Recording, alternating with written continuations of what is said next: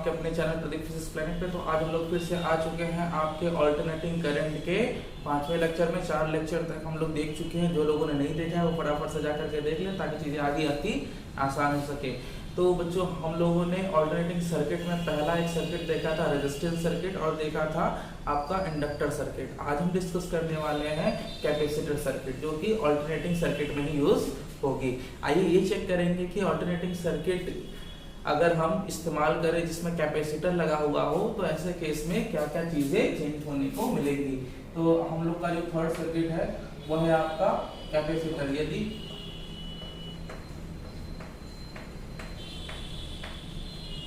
परिपथ में केवल संधारित्र हो, देखिए बच्चों, केवल संधारित्र होने की बात हो रही है यहाँ पे। और केवल संधारित्र का मतलब हमारे पास सर्किट तो है, ये कोई एसी सर्किट तो है, लेकिन इस सर्किट को हमने ला करके जोड़ा हुआ है एक कैपेसिटर से। जब आप इसको किसी कैपेसिटर से जोड़ देते हो तो आपने सप्लाई दिया V0 साइन ओमेगा टी का, ठीक है, सप्लाई तो ये दिया था। और यहाँ पे आपका जो कैपेसिटर है वो है C, लेकिन यहाँ पे जो वोल्टेज मिलेगा उसे हम कहेंगे VC। तो आपने लगाया V, इस सप्लाई के द्वारा इसमें वोल्टेज मिला VC। तो अगर मैं बात करूं कि आरोपित वोल्टता के बारे में, तो इस कैपेसिटर में आरोपित वोल्टता जो हो जाएगी वो हो जाएगी V is equal to V0 sine omega t, जैसा कि आप जानते हैं। ओके, और ये भी जानते हैं कि अगर हम यहाँ पे बात करें तो यहाँ पे वोल्टेज कितना आएगा। सिंस थोड़ा बहुत आपको याद होना चाहिए कि C is equal to Q by V होता है, ये हम लोग बहुत पहले का जानते हैं। तो इसके सिरों के बीच में जो वोल्टेज आएगा वो Q बाई C आएगा, ठीक। अतः अगर ये वोल्टेज लगाया, इसको मिला, तो ऐसे क्या लिखा जा सकता है क्या, V is equal to VC। आपने वोल्टेज लगाया और इसको वोल्टेज मिला, तो आपने लगाया वही इसको मिला, V is equal to VC। तो यहाँ से V is equal to VC का मतलब कैपेसिटर का वोल्टेज है, अब वो हो जाएगा Q बाई C। V के जगह पे आप वैल्यू रख सकते हैं, V के वजह पे वैल्यू रखेंगे, क्या रखेंगे, फटाफट रखिए तो V0 साइन ओमेगा टी। यहाँ से अगर मैं Q इज इक्वल टू निकालने की कोशिश करूं तो ये हो जाएगा आपका C V0 sine omega T. एक काम करें, टाइम के साथ इसको डिफरेंशिएट कर दीजिए, समय के साथ, ताकि धारा बन जाए। अगर ये धारा बन जाएगी तो पता चलेगा कि सर्किट में कितना इफेक्टिव करंट प्रोवाइड होगा, ठीक है। समय के सापेक्ष अवकलन कर दीजिए, सापेक्ष अवकलन करने पर तो ये बच्चों हो जाएगा आपका dq by dt is equal to d by dt C V0 sine omega t, ठीक। ये लीजिए, यहाँ से आपको क्या करना है, C V0 का होगा नहीं, साइन ओमेगा टी का होना है बच्चों। और इसको आप लिख सकते हैं करंट। लीजिए, आपने डिफरेंशिएट किया, करंट मिला। साइन ओमेगा टी का आपने किया, C V0 तो आएगा ही। साइन ओमेगा टी में साइन AX का अगर आप डिफरेंशिएशन करते हो तो A cos AX आता है, तो A की जगह पे ओमेगा है तो A आगे आ जाएगा, तो साथ में ओमेगा आ गया और साथ में आया cos ओमेगा टी। क्या बोलते हैं, ठीक है ना। अब यहां से हम चाहें तो इसको हम ऐसे भी लिख सकते हैं, क्या, इसको हम लिख सकते हैं V बाई R के टर्म में लिखना हो तो इसको हम लिख सकते हैं V ओमेगा C करके लिख सकते हैं, क्या, V0 by 1 upon omega C। वापस से ये इसी फॉर्मेट का एक कॉन्सेप्ट है और इसको मैं लिख सकता हूँ cos ओमेगा टी। चलिए एक बात बताइए, क्या मैं अगर बात करूँ तो cos ओमेगा टी को मैं साइन के टर्म में लिखना चाहूँ तो क्या ऐसे लिख सकता हूँ, I is equal to V0 by 1 upon omega C, और साथ में इसको लिख सकते हैं sine pi by 2 plus omega t, या omega t plus pi by 2, ऐसा भी लिखा जा सकता है। देखिए बच्चों, sine omega t plus pi by 2 का मतलब होता है कि ये 90 प्लस थीटा के फॉर्म में लिखा गया है। 90 प्लस थीटा सेकंड कोऑर्डिनेट में ये वापस से क्या होगा, पॉजिटिव होगा, मतलब कॉस में आ सकता है, तो ये लिखा जा सकता है ना। तो इस फॉर्मेट को जरा देखिए, ये I है, ये I नॉट के जगह पे है। तो अगर हम इसको मानक समीकरण से तुलना कराएंगे, मानक समीकरण से तुलना करने पर देखिए यहाँ पे दो चीजें निकल के आएंगी। एक तो मानक समीकरण से तुलना कराएंगे तो ओमेगा टी के साथ ये पाई बाई 2 एक्स्ट्रा आ रहा है, ये भी मिलेगा फेज डिफरेंस के तौर पे, और ये मिलेगा आपका V बाई आर होता है तो R की जगह पे ये रेजिस्टेंस है। ये कोई इलेक्ट्रिकल रेजिस्टेंस नहीं है, ये है अल्टरनेटिंग सर्किट का इफेक्टिव रेजिस्टेंस, मतलब प्रभावी प्रतिरोध। तो इसको हम लोग कहेंगे XC। एक X मतलब रोकना, मतलब रेस्ट्रिक्ट करना, C मतलब कैपेसिटर की वजह से 1/ओमेगा C। बहुत अच्छे से जानते हो ओमेगा को, ठीक। या फिर आप इसको लिख सकते हो XC is equal to 1/2 pi f, इसको लिख सकते हैं, और साथ में C। याद रखिएगा कि इसमें फ्रीक्वेंसी मैटर करती है, फ्रीक्वेंसी XC के लिए मैटर करती है, याद रखिए। ये हो गया। अब इसे कहते क्या है, इसे प्रेरित धारितीय प्रतिघात कह लीजिए, ठीक है। धारितीय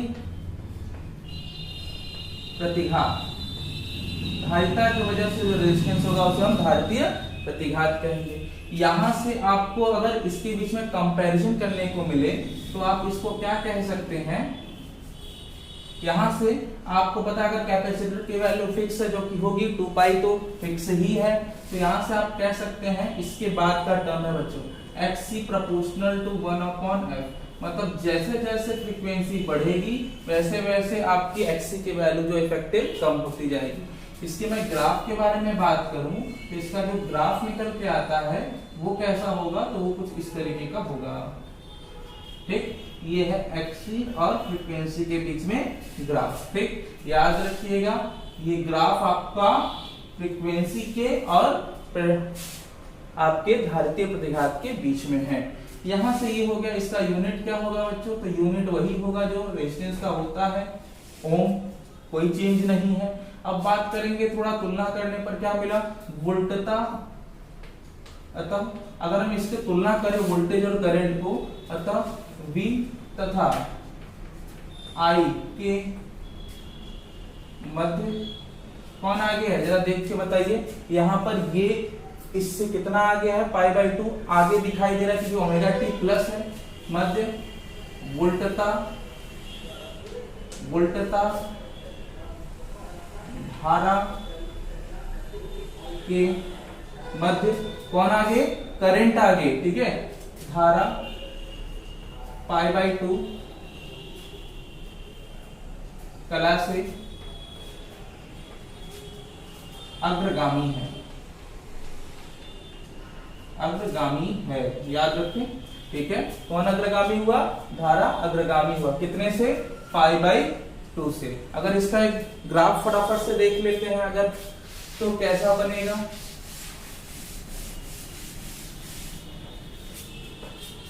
ये देखिए, ये इसका फंक्शनल कर्व है, ठीक। सबसे पहले तो आप किसको बना लेते हो, ये वोल्टेज का कर्व है, ठीक। इसके रिस्पेक्ट में, टाइम के रिस्पेक्ट में फिक्स कर लिया। आपको क्या देखने को मिल रहा है, यहाँ पे कौन आगे है, करंट आगे है। इसका मतलब यह है कि जब ये 0 था तो उस समय करंट मैक्सिमम हुआ करता था, ये यहीं पर होगा करंट। अब जब ये मैक्सिमम हुआ तो उस समय करंट तब जाकर के ये मिनिमम हुआ, फिर जब ये 0 तब जाकर के ये मैक्सिमम हुआ, फिर जब ये मैक्सिमम तब जाकर के ये 0 हुआ। तो इस तरीके से ये आपका फंक्शनल कर्व करंट के लिए हो गया, और ये आपका फिक्स था वोल्टेज के लिए, तो ये फंक्शनल कर्व हो गया। इसी के जस्ट बगल में आप दूसरा बनाएंगे, अब वो उसका फेजर डायग्राम होगा।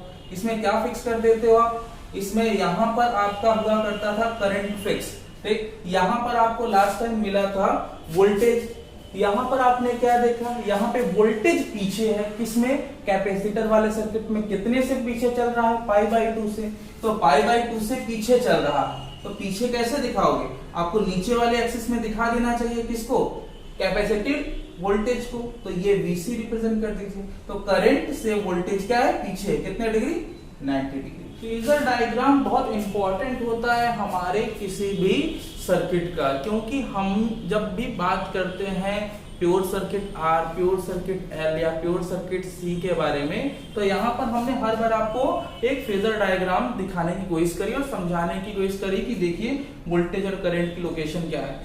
आपको एक छोटा सा रिकॉल देते हैं कि जब हम लोग रेजिस्टेंस के बारे में बात कर रहे थे तो यहाँ पे रेजिस्टेंस के केस में वोल्टेज और करंट एक ही फेज में हुआ करता था, और जब मैं बात कर रहा था आपके इंडक्टर सर्किट की तो वहां पे जो वोल्टेज था वो ऊपर जा रहा था, मतलब कि करंट से लीड करता था। यहाँ पे जो आपने वोल्टेज देखा कैपेसिटर के केस में वो लैग कर रहा है, किससे? करंट से पीछे चल रहा है। तो ये सारी चीजें आपको वोल्टेज के करंट के साथ फेजेस को रिप्रेजेंट करती है।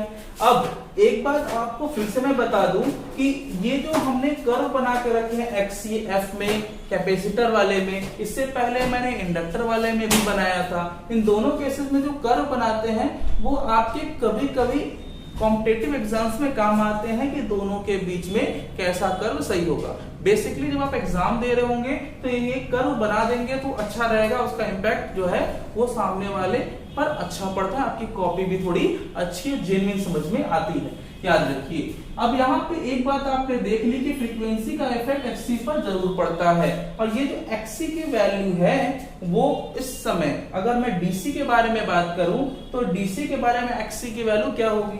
अगर DC की मैं बात करूं तो DC की फ्रीक्वेंसी कितनी होती है? 0। तो यहाँ 0 रखेंगे तो XC की वैल्यू क्या हो जाएगी? इनफाइनाइट हो जाएगी, क्योंकि ये जैसे ही 0 होगा तो ये पूरी वैल्यू इनफाइनाइट। यही कारण है कि DC में जो कैपेसिटेंस होता है उसका रेजिस्टेंस बहुत ज्यादा हो जाता है, और रेजिस्टेंस बहुत ज्यादा होने से करंट जो है बहुत कम हो जाता है। इसका मतलब आप ये कह सकते हैं कि जब आप कैपेसिटर DC में यूज करेंगे तो वहां पर आपका करंट ब्लॉक हो जाएगा, रोक दिया जाएगा, आगे सप्लाई नहीं होगी। वहीं अगर मैं बात करूं AC के बारे में तो AC में ये काम करेगा, नो डाउट। अब यही चीजें जब हम लोग इंडक्टर के बारे में बात करते थे तो इंडक्टर का जो फॉर्मूला हुआ करता था, शायद आपको याद हो बच्चों, ये इंडक्टर के लिए जो XL की वैल्यू आती थी वो आती थी ओमेगा L। यहाँ पर ओमेगा को आप 2 पाई f से भी रिप्रेजेंट कर लेते थे। ऐसे केस में जब मैं आपको बताऊं कि DC लेकर के इसको यूज करिए तो DC के केस में f की वैल्यू क्या हो जाती थी? 0, की पूरी 0 हो जाएगी। उस समय इंडक्टर का रेजिस्टेंस 0 हो जाता था। ऐसे केस में आप इंडक्टर यूज नहीं कर पाते थे DC में। आपको जब भी यूज करना होगा इंडक्टर को तो ऐसे केस में आप AC में ही यूज करें, क्योंकि उसकी फ्रीक्वेंसी होगी, तभी इसका कुछ ना कुछ इफेक्टिव रेजिस्टेंस आएगा और इसको आप इस्तेमाल कर पाएंगे। ओके, आइए कुछ एग्जांपल पहले देखते हैं और देखते हैं कि अगर हम ये 3 जो सर्किट अब तक देखे हैं उससे रिलेटेड हमारे पास कोई एग्जांपल है तो हम कैसे ट्रीट करें। ध्यान दीजिएगा, हमारे पास एक एग्जांपल है, ठीक है, जो कि आपको करना है। दिए गए प्रत्यावर्ती परिपथ में 10 माइक्रोफैराड के संधारित्र का प्रयोग किया गया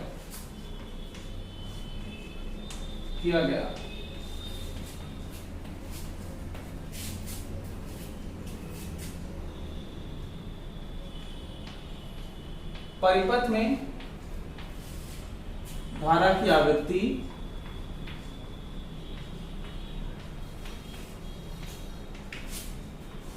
ठीक, आवृत्ति बतानी है और बताना है आपको धारितीय प्रतिघात।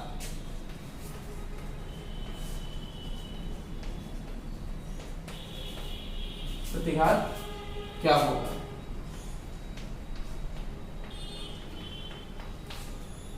ठीक, V is equal to 100√2 sin 100t। ध्यान दीजिएगा, क्वेश्चन में आपको एक वोल्टेज दिया गया, इस वोल्टेज से आपको निकालना है कि इस सर्किट का कितना होगा इफेक्टिव रेजिस्टेंस, मतलब कैपेसिटेंस के केस में। चलिए करते हैं फटाफट से। तो इसको तो पहले मानक समीकरण का दर्शन कराइए। मानक समीकरण क्या होता है? V0 sin omega t। इससे आपने तुलना कर दी, सिर्फ तुलना करने पर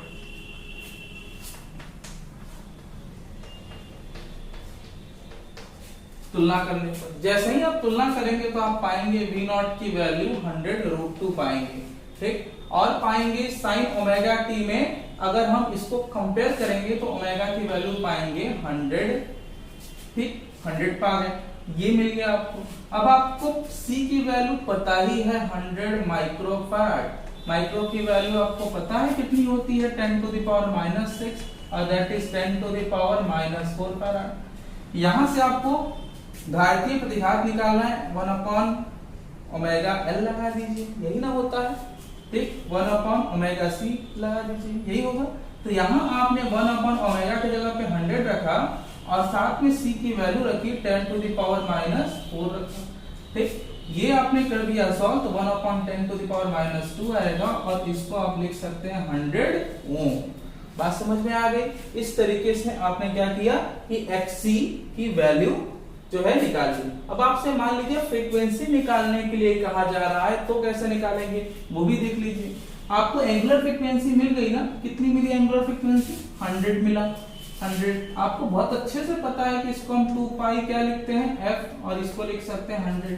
यहाँ से f इज इक्वल टू हो जाएगा 100/2 पाई और 2 को इससे कैंसिल किया तो हो जाएगा 50/पाई। लीजिए ये हो गई इसकी फ्रीक्वेंसी 50/पाई इस वाले अल्टरनेटिंग सर्किट के लिए। तो आई होप ये बातें क्लियर हो गई बच्चों। अब हम लोग अगले क्लास में बात करने वाले हैं कि हमारे पास LCR के हम लोग अगर कपल कनेक्शंस करें तो कैसे होगा, इसे सब जानेंगे अगले क्लास में। तब तक के लिए अपना ख्याल रखिए, जय हिंद।